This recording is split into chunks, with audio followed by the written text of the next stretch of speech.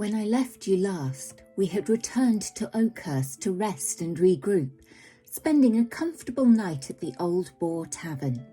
Tethlis, being a wood elf, needed only 4 hours in a trance-like state rather than a full 8 hours like the rest of us. Upon waking, we met downstairs for a hearty breakfast. This is when we learned that Tethlis had left, creeping away before the rest of us awoke. The suffering he had encountered at the hands of Dern, plus the loss of his armour, weapons and dignity, were more than he could bear. Having experienced the comforts of the inn and the thrill of performing with me the previous evening, he had decided not to return to the Citadel with us. Instead, he wanted to take a break from his life as an adventurer. He left, wearing only his underpants and the ill-fitting hobgoblin boots, carrying the sword of Dern. Apparently, he was going to pursue a career as a travelling sword-swallower. Perhaps I may run into him again as I travel telling my tales. The rest of us settled down to crusty bread and cheese. Korac managed to find an Eccles cake from somewhere. We made our plans for the day ahead. Gergus deduced that the Sunless Citadel was so named because it was pretty gloomy. Elrohir was able to reiterate that white dragons are known to be quite feral and ferocious hunters, prone to torture and cruelty. I was curious about the magical fruit, knowing that it would certainly be of interest to the Scarlet Sun Carnival, particularly with the duality of its nature. I also thought it might be nice to take some paint in, brighten the place up a bit. Korac was eager to go back, get his dagger, and he and Gergus both wanted to finish what we had started. Gergus had previously fallen out with other members of the clergy, and that was what had brought him to Oakhurst in the first place. I thought that the Oakhurst children, Caracas and the Paladin, had been taken prisoner and stripped but were still alive, much as Tethlis had been. I like to have a positive outlook. Gergus, perhaps more realistic, thought that they were most likely dead by now, but that we should go and check for sure. Before we returned to the depths, I was able to check in with the dwarven blacksmith Rurik, who told me FF was the Forge of Fury, and the flask was made there at the stronghold of Kundrakar. It was established by Durgadan the Black, a famous dwarf who waged Durgadan's vengeance in a smith's war, leading his kin against any goblin clans in the area. The stronghold is located in the nearby Bramblewood Forest, a hinterland between the kingdoms of Ket and Marches of Thistle. The weapons made in the Forge of Fury were legendary and forged in anger. Rurik used to have a map of the Stone Tooth, but he sold it after his partner Sildar went on an expedition there and never returned. He warned us that it would be very dangerous to go there. I sense that there could be an opportunity there once we are done with the Citadel, assuming we survive it. Norman, who had guided us over to the Citadel, was in the tavern as well. I was able to present him with one of the jade dragon figurines I had snaffled from the kobolds. He was thrilled, saying it would pay for him and Susie to get married and take a honeymoon in the city. I mentioned that if they needed a wedding singer, I would be available. I picked up my pink paint, and Garrion informed us that we would need an appointment to speak with Lady Oakhurst, our next port of call, and we would have to consult with the High Warden to arrange this. We trooped along to the village hall, knowing he could be found within. Korac and Gergus together were intimidating enough to persuade the soldiers to allow us to speak with the High Warden. We were ushered through some large wooden doors with hinges that certainly could have done with being oiled. Within, a large wooden table and a human man scribbling frantically with a quill. I coughed, introduced myself as Brenda for absolutely no reason, and asked if he could arrange for an audience. He wanted to complete his paperwork first, but I informed him that things were time-critical and we really needed to speak with Lady Oakhurst now. Her children could be in peril, and bureaucracy shouldn't put them at risk.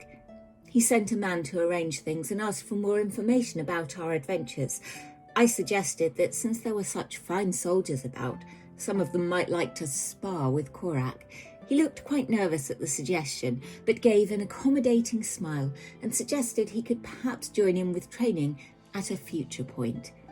I perched on his desk and began to tell the story of our adventures thus far in great detail, beginning when we first met Norman. Elrohir and Gergus watched in stoic silence. After a few minutes, which I'm sure to everyone but me felt like hours, the soldier returned with a diplomat, Langmuir, in tow. Langmuir asked what we wanted. I told him we'd been to the Citadel and he asked for proof. I went through the bag of holding, reeling off the various contents we had liberated from the Citadel, finally mentioning the signet ring. He disappeared, reappearing a few moments later and leading us to Oakhurst Manor. We were shown into a room with a conservatively dressed noblewoman sitting there, her only jewellery a pendant of office and a signet ring matching the one we found in the Citadel worn by Dern. She regarded us serenely as Langmuir introduced us. I produced the signet ring we had found wordlessly, and Langmuir took it from me to show to her ladyship. Seeing it, a brief wave of emotion overtook her composure. Seeing this, Elrohir stepped forward to explain we hadn't found a body, but that we had found armour as well. Lady Oakhurst asked us to tell her of our adventures, so I launched once again into my highly embellished story. She seemed a little less impressed than the High Warden had been. Korac held out until I reached the part about Dern, at which point he took over. I conceded, since it was his battle after all. He's obviously been taking notes from my performance, as his rendition moved Lady Oakhurst significantly more than mine did. Lady Oakhurst wearily informed us that Langmuir would see to our reward, and she'd appreciate us going back to the Citadel to look for further evidence. We divided up the 125 gold pieces and headed back out, going via the Temple of Pelor to collect Urki. Clover came out to bid us farewell, casting aid on us to help us in our endeavours. Urki was better geared this time, with a mail shirt and a helmet.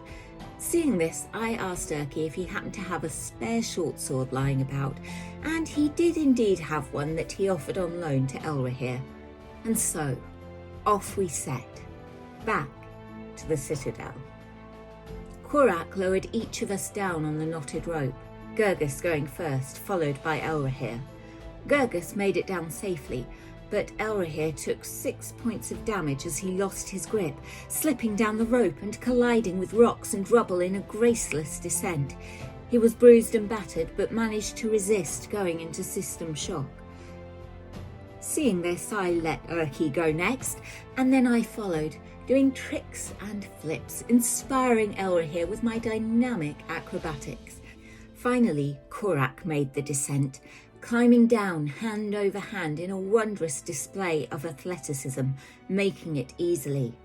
As he touched down, a rabid chihuahua launched itself from the shadows straight at Gergus. Korac swiped at it with his great axe, killing it instantly. Looking closer, it turns out it was actually a giant rat, but they do look very similar. We made our way down the precarious stone steps as stealthily as we could, given 2 of our number were in heavy armour. We made it without any further incidents back down to the fortress entrance. We went in via the same sunken doorway, the battlements now level with the ground. As we made our way back inside, I cast message to let Usadril know that we had returned and came bearing gifts.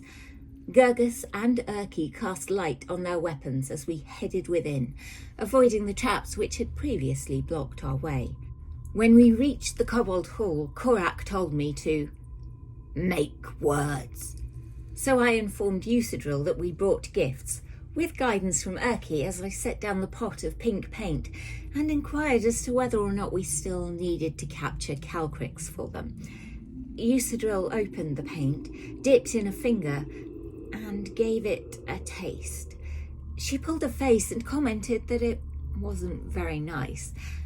Korac gently told her it was for decoration, and she handed it off to one of her guards. Upon finding out that the dragon wormling still needed to be recovered, Korac said we'd either coax it back or knock it unconscious and drag it back for them. We were assigned a new guide, this one called Bracknack. Personally, I thought he looked more like a Steve. And we set out on our mission.